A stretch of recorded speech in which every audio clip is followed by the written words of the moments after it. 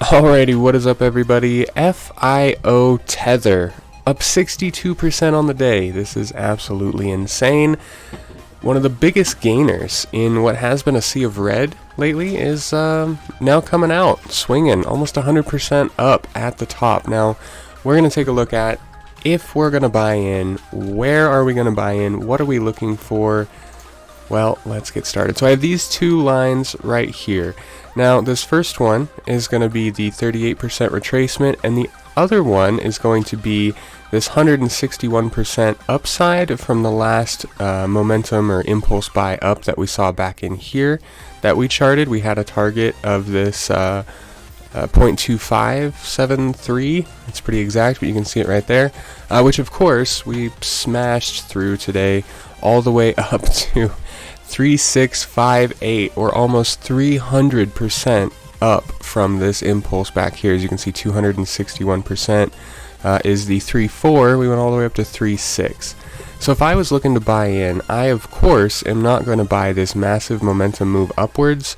I will, however, switch to the 1 hour time frame. For anyone that's new, 1 hour time frame or any of these time frames represent one candle.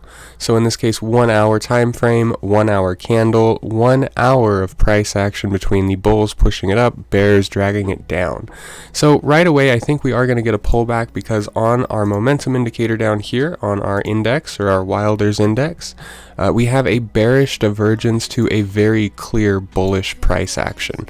So bullish price action, very bullish price action, and bearish divergence on the index, but that is somewhat countered by this bullish move on the MACD right here that we see, a bigger buying volume coming in even as the price climbs.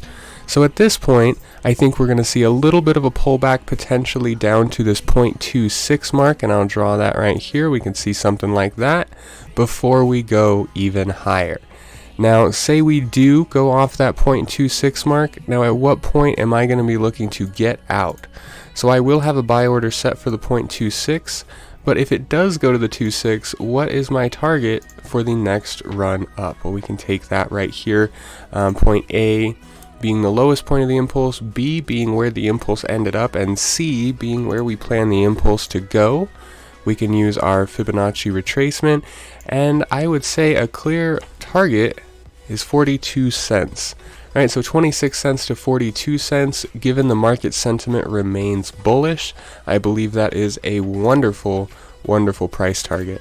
Now, say I do buy in at 26 cents down here, but market sentiment turns bearish. At what point am I stopped out? At what point will I cut my losses and run?